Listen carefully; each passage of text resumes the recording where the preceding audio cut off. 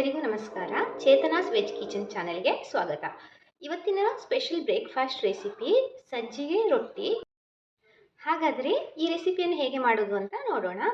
ಸಜ್ಜಿಗೆ ರೊಟ್ಟಿಯನ್ನು ಮಾಡಲಿಕ್ಕೆ ನಾನು ಇಲ್ಲಿ ಬನ್ಸಿ ರವೆಯನ್ನು ಉಪಯೋಗಿಸಿದ್ದೇನೆ. ನೀವು ಬೇಕಾದರೆ ಸಣ್ಣ ರವೆಯನ್ನು ಕೂಡ ಉಪಯೋಗಿಸಬಹುದು. ನಾನು ಈ ಗ್ಲಾಸ್ನಲ್ಲಿ 2 ಗ್ಲಾಸ್ನಷ್ಟು ಬನ್ಸಿ ರವೆಯನ್ನು ತಗೊಂಡು ಅದನ್ನು ನೀರಲ್ಲಿ ಅರ್ಧ ಗಂಟೆಗಳ ಕಾಲ ನೆನೆಸಿಟ್ಟಿದ್ದೇನೆ. ನಾನಿಲ್ಲಿ ಸ್ವಲ್ಪ ನೀರನ್ನು ಉಳಿಸಿಕೊಂಡಿದ್ದೇನೆ. ಇದಕ್ಕೆ ಅರ್ಧ ಗ್ಲಾಸ್ನಷ್ಟು ಗೋಧಿ ಹಿಟ್ಟನ್ನು ಹಾಕ್ತಾ ಇದ್ದೇನೆ. ಗೋಧಿ ಹಿಟ್ಟು ಹಾಕೋದ್ರಿಂದ ಬೈಂಡಿಂಗ್ ತುಂಬ ಚೆನ್ನಾಗಿರ್ತದೆ. ದೋಸೆ ಹರಿದು ಹೋಗುವ ಸಾಧ್ಯತೆಯೂ ಕಡಿಮೆ ಇರ್ತದೆ. ಜೊತೆಗೆ ಉಪ್ಪನ್ನು ಹಾಕಿಬಿಡಿ. ಆಮೇಲೆ ಇದನ್ನು ಚೆನ್ನಾಗಿ ಮಿಕ್ಸ್ ಮಾಡಿ. ನಾನಿಲ್ಲಿ ನೀರನ್ನು ಸೇರಿಸಲಿಲ್ಲ, ರವೆ ಹಾಗೂ ಗೋಧಿ ಹಿಟ್ಟನ್ನು ಮಿಕ್ಸ್ ಮಾಡಿದ್ದೇನೆ.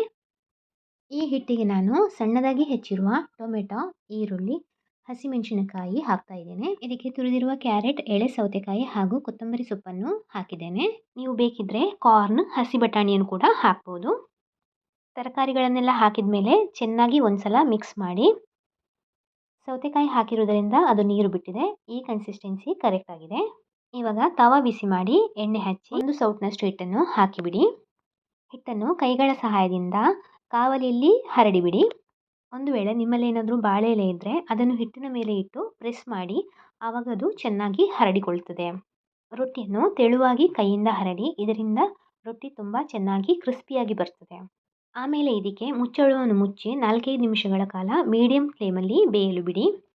ಆಮೇಲೆ ಮೇಲಿನ ಬದಿಗೆ ಎಣ್ಣೆ ಅಥವಾ ತುಪ್ಪವನ್ನು ಹಚ್ಚಿ ಸೌಟಿನ ಸಹಾಯದಿಂದ ರೊಟ್ಟಿಯನ್ನು ತಿರುವಿ ಹಾಕಿ. ಕೆಳಗಿನ ಬದಿ ತುಂಬ ಚೆನ್ನಾಗಿ ರೋಸ್ಟ್ ಆಗಿ ಬೆಂದಿದೆ ಹಾಗೂ ಇದು ತುಂಬ ಕ್ರಿಸ್ಪಿಯಾಗಿದೆ.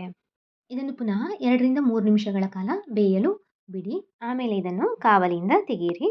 ತುಂಬ ಚೆನ್ನಾಗಿ ರೋಸ್ಟ್ ಆಗಿ ನಮ್ಮ ಸಜ್ಜಿಗೆ ರೊಟ್ಟಿ ಬಂದಿದೆ. ಇವತ್ತು ನಾನು ಸಜ್ಜಿಗೆ ರೊಟ್ಟಿಗೆ ಶುಂಠಿ ಚಟ್ನಿಯನ್ನು ಮಾಡಿದ್ದೇನೆ. ಈ ಚಟ್ನಿ ಮಾಡಲಿಕ್ಕೆ ತುಂಬ ಸುಲಭ. ಮಿಕ್ಸರ್ ಜಾರ್ನಲ್ಲಿ 1 ಕಪ್ನಷ್ಟು ತೆಂಗಿನ ತುರಿ, 1 ಚಿಕ್ಕ ಪೀಸ್ ಹಸಿ ಶುಂಠಿ, ಹಸಿಮೆಣಸಿನಕಾಯಿ, ಉಪ್ಪು ಹಾಗೂ ನೀರು ಹಾಕಿ ನುಣ್ಣನೆ ರುಬ್ಬಿದ್ದೇನೆ. ಆಮೇಲೆ ಇದಕ್ಕೆ ಸಾಸಿವೆ ಹಾಗೂ ಬ್ಯಾಡಗಿ ಮೆಣಸಿನ ಒಗ್ಗರಣೆ ಕೊಟ್ಟೆ. ನಮ್ಮ ರುಚಿಯಾದ ಸಿಂಪಲಾದ ಚಟ್ನಿ ರೆಡಿಯಾಗಿದೆ.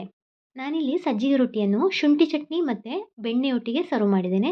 ಇದು ತುಂಬ ಹೆಲ್ದಿಯಾಗಿದೆ. ನೀವು ಈ ರೆಸಿಪಿಯನ್ನು ನಿಮ್ಮ ಮನೆಯಲ್ಲಿ ಟ್ರೈ ಮಾಡ್ತೀರಾ ಅಂತ ಅಂದ್ಕೊಳ್ತೇನೆ.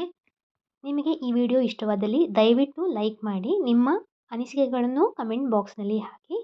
ದಯವಿಟ್ಟು ನನ್ನ ಚಾನೆಲ್ಗೆ ಸಬ್ಸ್ಕ್ರೈಬ್ ಮಾಡೋದನ್ನು ಮರೆಯಬೇಡಿ. ನಿಮ್ಮ ಬೆಂಬಲ ಹೀಗೆ ಇರಲಿ. ಮುಂದಿನ ವಿಡಿಯೋದಲ್ಲಿ ಇನ್ನೊಂದು ರೆಸಿಪಿಯೊಂದಿಗೆ ಸಿಗೋಣ.